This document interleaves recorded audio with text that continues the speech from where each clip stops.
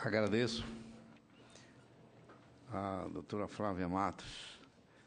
Em seguida, doutor Flávio Dino, presidente do Instituto Brasileiro, para as suas considerações.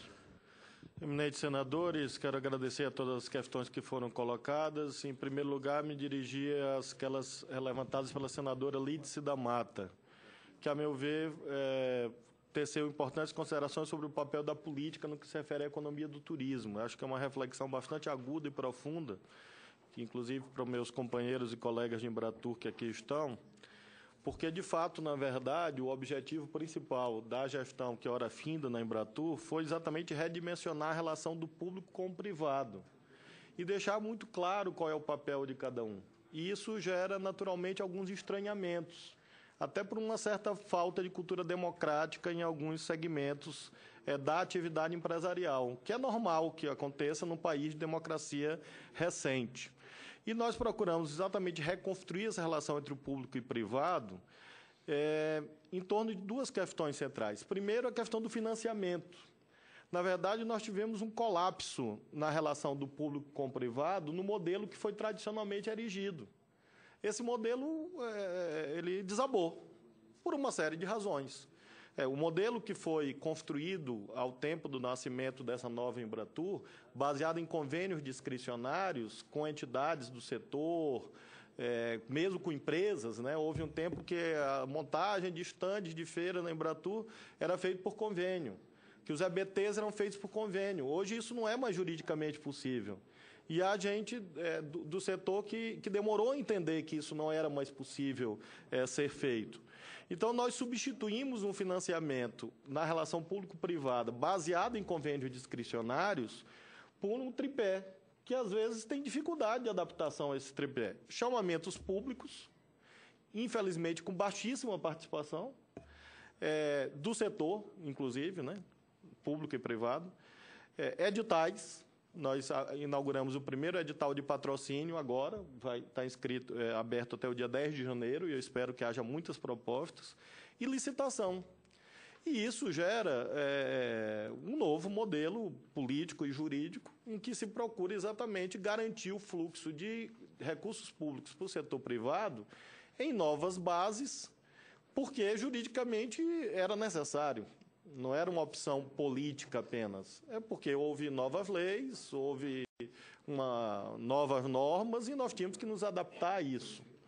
Espero que, a partir da construção desse novo edifício institucional, seja possível restabelecer as parcerias com o setor privado, repito, em novas bases. O segundo pilar, senador Valadares, senadora Lídice, dessa relação política entre o público e o privado é exatamente a questão da governança.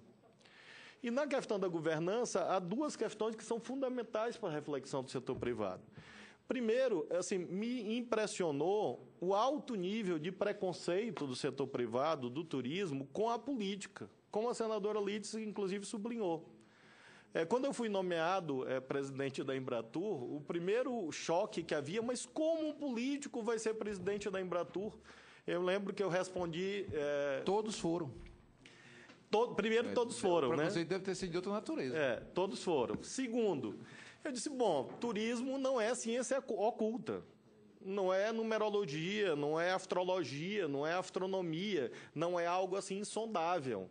Então, de modo que alguém que ocupou uma função no Congresso Nacional, enfim, pode exercê-la legitimamente. E me impressionou essa reação, mas como um político? E essa reação aparece até hoje. Como foi narrado pela senadora Lídice. É como se houvesse uma relação puramente instrumental com a política. A política só serve se for para atender os interesses do setor privado. Aí a política serve. Mas se a política confronta com o setor privado, a política está no lugar errado. Então, eu acho que essa reflexão que a senadora Lídice traz é extremamente importante, finalmente, para nós compreendermos como se constrói uma política pública. Uma política pública não é construída a partir dos interesses das empresas. Se fosse isso, está errado. Não é democrático. É preciso que as empresas participem. E têm participado. Existe o Conselho Nacional de Turismo. Eu participo de toda a reunião. Quais são as propostas que de lá saíram? O setor privado está ali. Existe, portanto, mecanismos de participação. Eu nunca neguei um pleito do setor privado ou do setor público na Embratur. Nunca. Pleito de parceria, de relação com empresas aéreas, com hotéis, etc. Nunca. Todos que foram formulados. Agora, a política pública de turismo deve levar em conta o interesse das empresas, mas o interesse dos turistas também. E, sobretudo, os interesses do povo, de Dona Maria, que não é nem empresa nem turista, porque é política de Estado. Se fosse apenas para alocar recursos públicos de acordo com os interesses das empresas, não era política pública. E é por isso, sim, que a Embratur não só pode, como deve, quando necessário, confrontar com o setor privado, mesmo que isso gere antipatia. Exercer uma função pública não é ser candidato a Mister Simpatia ou a Mister Simpatia. Eu nunca me interessei em fazer um subcolunismo social na minha função. Posar. É uma função pública. E eu devo prestar contas à nação, que paga o meu salário e o salário de todo mundo da Embratur que está aqui, e do Ministério do Turismo. Por que eu digo isso com toda clareza e franqueza, como uma espécie de memória desse período? Porque, quando nós colocamos a temática dos preços dos serviços turísticos, isso gera um incômodo muito grande. Mas eu quero dizer aos companheiros e companheiras que é uma obrigação, porque essa é uma questão central para o turismo brasileiro, hoje. E quem está dizendo? Os turistas internacionais, os turistas nacionais. Por que os brasileiros viajam hoje tanto para o exterior? Há questões de competitividade geral da economia? Claro que há. Viajam para comprar tênis? Claro que sim. Mas há questões relativas ao setor. Há questões relativas aos preços das passagens aéreas. Há questões relativas à hotelaria. Afinal, as pessoas fazem conta. As pessoas veem quanto custa uma passagem aérea para ir para o exterior e quanto custa para ir para o Brasil. Quanto custa se hospedar no hotel, fora e aqui no Brasil. E a resposta do setor até hoje para essas questões agudas e profundas da sociedade? Carga tributária. Em 2 anos, nunca vi, com exceção do setor aéreo, frises, nunca vi uma demonstração cabal e plena, comparando, por exemplo, no tocante à hotelaria, quanto custa a carga tributária de um hotel em Londres e quanto custa no Rio de Janeiro. Quanto custa? Quanto custa o solo urbano em Londres ou no Rio de Janeiro? Quanto custa os recursos humanos em Londres e no Rio de Janeiro? Essa é uma questão aguda, profunda e séria, que, enquanto não for enfrentada, nós vamos ficar no terreno dos preconceitos, apenas. Então, nós temos que debater as coisas como elas são, na sua essência, e não na sua aparência e na retórica. Qual é a essência hoje do problema do turismo no Brasil? Competitividade. Envolve o governo? Claro que envolve. Envolve questões promocionais? Claro que envolve. Questões regulatórias? Claro que envolve. Mas envolve também uma reflexão, e é preciso que as empresas compreendam a legitimidade, uma reflexão sobre as práticas empresariais também, e isso não é criminoso, nem não é delituoso. E não é não entender do setor, como às vezes isso é dito. É talvez entender um pouco mais do que as empresas gostariam que fosse entendido acerca do plano de negócio, como se dá os investimentos e a recuperação dos investimentos, e zelar pelo interesse daqueles que não estão representados no Conselho Nacional de Turismo, que é o vendedor de coco da praia, que é o vendedor de artesanato, que é o guia turístico informal. Esses é papel também da Embratur e do Ministério do Turismo cuidar dos interesses deles. Dos taxistas. Dos taxistas, essa longa cadeia produtiva que precisa também ser enxergada nas questões que diz respeito à política de turismo. Finalmente, senhor presidente, eu estou sendo um pouco mais longo, porque na primeira intervenção eu fui extremamente econômico e as questões colocadas pela senadora Lídice são, de fato, desafiadoras, porque vão ao ponto principal da reflexão política sobre o turismo, para nós não ficarmos nessa sazonalidade de reflexões que não conduzem a uma continuidade produtiva de uma relação democrática em que se respeitem as autonomias do setor público e do setor privado, em que os servidores públicos não sejam vistos como agentes de interesses privados. É importante entender isso muito claramente. E, por isso, o nosso empenho de recompor o quadro funcional da Embratur. Exatamente para que houvesse estabilidade, autonomia, profissionalização, para que não haja a chamada porta giratória, em que o sujeito hoje é setor público, amanhã é setor privado, e volta a ser setor público, depois vai ser setor privado, e ninguém sabe ao fim se ele é do setor público ou do setor privado e como ele raciocina, como deve se estruturar a política pública do turismo, que é extremamente séria. Em relação às considerações feitas pelo ilustre senador Rubens Figueiró, sobre o Mato Grosso do Sul, como disse há pouco, nenhum Estado, e a secretária de Turismo do seu Estado é muito ativa, protagonista, uma grande liderança do setor e tem o respeito de nós todos, independente da posição política dela, em nenhum Estado houve recusa de parceria por parte da Embratur. Sergipe está aqui, o secretário sabe disso, todos os estados, inclusive o seu estado, todos os projetos que o Mato Grosso do Sul levou foram aprovados. E eu gostaria de destacar, especialmente na linha exatamente do que o senhor apresentou, que o senhor tem inteira razão, no Plano Aquarela, que foi construído, então, sob a gestão do nosso companheiro Eduardo Sanovics, e que foi confirmado e reiterado pela Janine e por todos os presidentes que se seguiram. Uma das preocupações centrais é exatamente com a diversidade, como o senhor abordou. O Sol Praia é importante, mas também o ecoturismo, turismo de aventura, negócios e eventos, turismo cultural e esporte, são os 5 segmentos do Plano Aquarela, que até hoje, até 2020, norteia a política de investimentos da Embratur. Exatamente em razão do que o senhor colocou, hoje nós temos uma linha de trabalho muito forte com o Mato Grosso do Sul, atinente à sua promoção como destino de ecoturismo. Por isso que Bonito vai sediar agora, em 2014, com nosso apoio, o apoio na captação e na realização do evento, o maior evento internacional do segmento de ecoturismo do mundo será realizado em Bonito, em abril, não é isso, Cátia? Acho que abril de 2014. Com nosso apoio, exatamente com essa preocupação de garantir essa diversidade que Vossa Excelência reivindica. E nós, com certeza, a nossa equipe está à inteira disposição de Vossa Excelência como legítimo representante do Estado para ampliar, inclusive, o que for necessário para que não só Bonito, mas outros atrativos turísticos de Mato Grosso do Sul possam ser promovidos. Com a preocupação que o senhor disse, o Brasil é muito grande, é muito plural e é preciso ter uma política descentralizada, inclusive, para enfrentar desigualdades regionais, e o turismo é uma ferramenta muito importante pela sua capilaridade, pelo seu caráter democrático e baixo índice de monopolização, que permite exatamente uma cadeia de negócios mais saudável, inclusive para estados que hoje estão fora dos grandes fluxos turísticos, como o seu estado, como o meu estado, que não somos, infelizmente, não temos o privilégio de sermos o Ceará do senador Inácio Arruda, mas precisamos chegar lá, a esse patamar mais alto. A Bahia eu já não falo, porque não, e a Embratur já é dominada pelos baianos, então eu não posso. Aqui, se eu pedir para levantar a mão aqui, quem é baiano, metade da Embratur é baiana, então eu não falo mais da Bahia. A começar, inclusive, na diretoria, né? Então, finalmente, as considerações feitas pelo senador Oswaldo Sobrinho, eu queria corroborar com elas. Nós temos uma linha de trabalho no patrimônio cultural e concordar plenamente que a atividade turística é muito importante para a geração de divisas.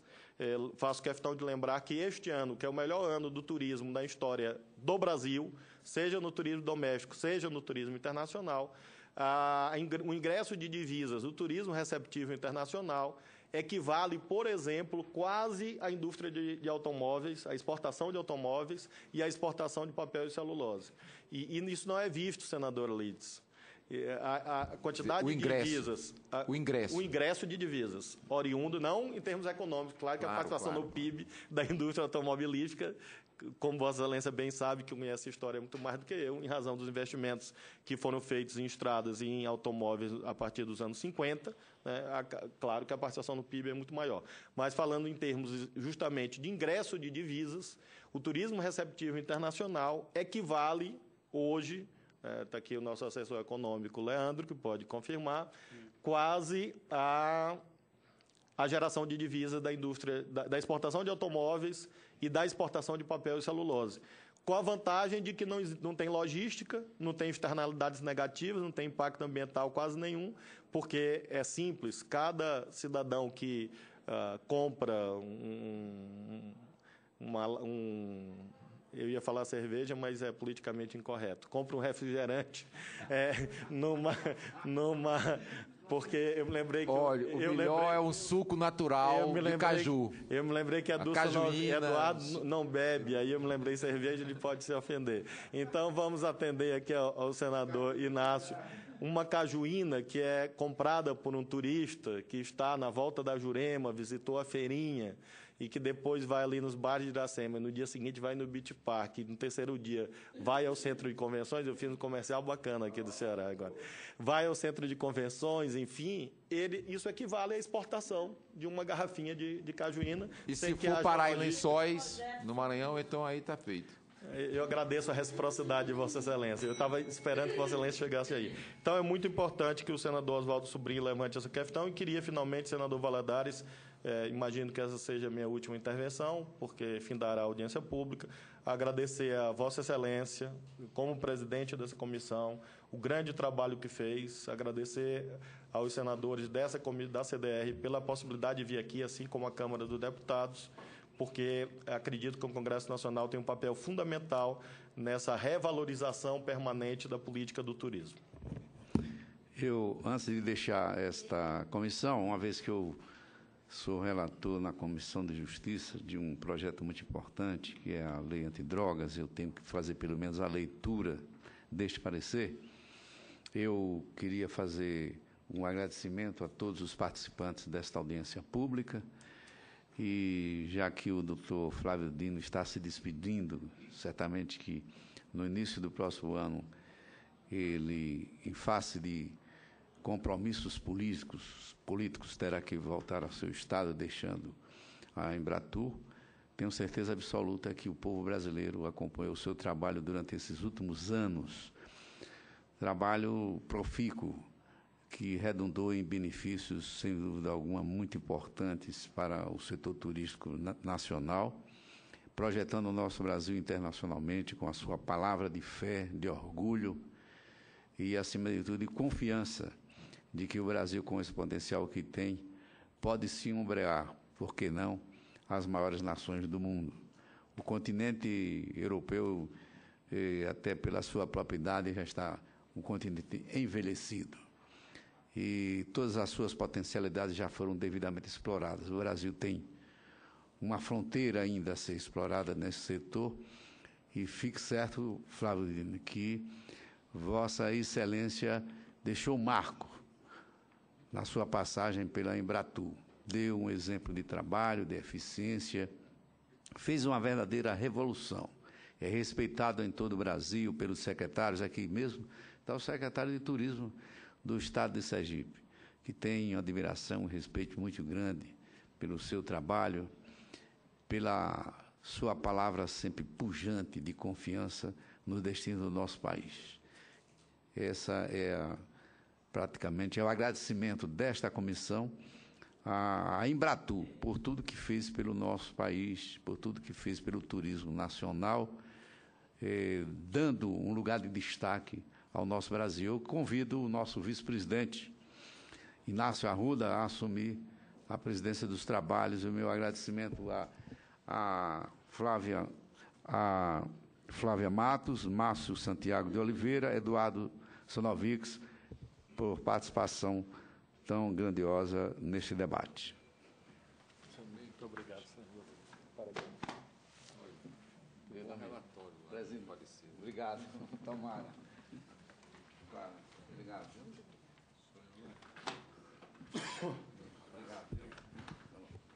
Bom, vamos passar de imediato a palavra para o senhor Eduardo Sonovics, presidente da Associação Brasileira de Empresas Aéreas.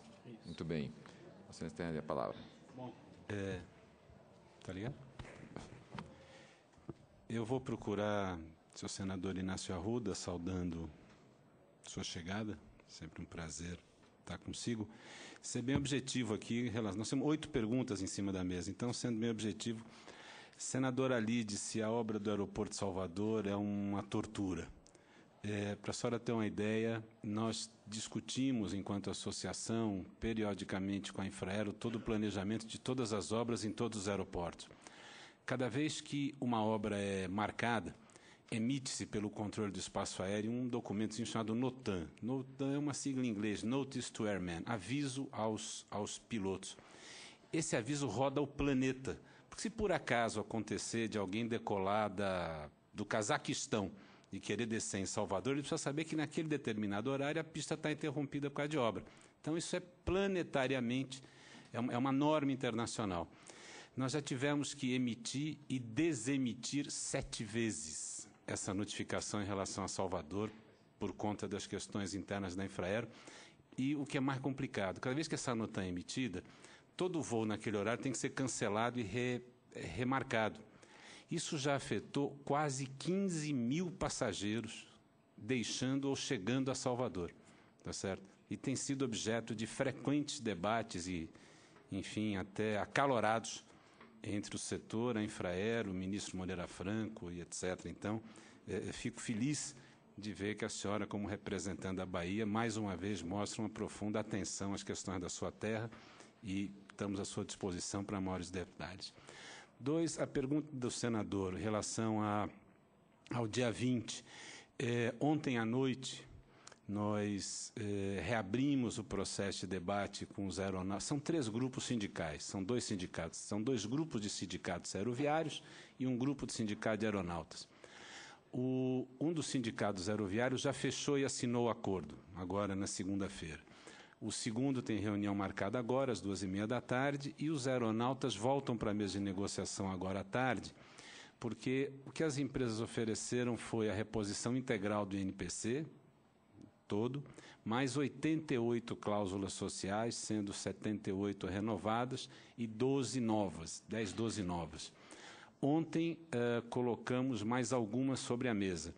Então, o sindicato volta para a negociação. O nosso cenário, dadas as reações ontem à noite do presidente do sindicato e sua equipe mais direta, é que devemos chegar a um acordo agora à tarde e não devemos ter problema nenhum.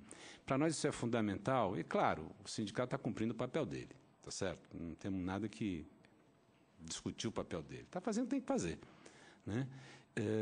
O dia 20 para nós é extremamente preocupante. Para compartilhar com o Senado uma informação, o dia 20 de dezembro será o dia de maior volume de tráfego aéreo na história da República. O senhor tem uma ideia. O número de passageiros previstos para serem transportados por ar nesse país no dia 20 é um número histórico. Então, nós estamos com todas as equipes trabalhando, enfim, é um dia que está sendo acompanhado no detalhe. 3, o assunto da aviação regional. Nós somos favoráveis ao programa do governo de implementação de aviação regional. Nesta comissão, há algumas reuniões atrás, inclusive, eu creio que o senador Alides até estava aqui.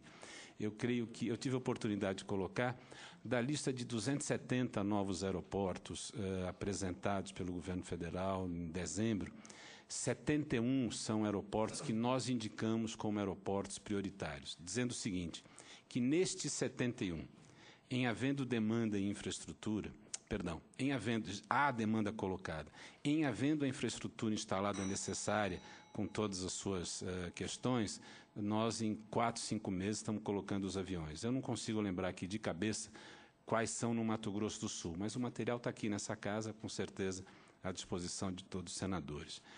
Gastos no exterior, eles têm um lado bom e um lado ruim. O lado bom mostra que a população brasileira está ganhando mais, tem mais renda, é capaz de gastar mais.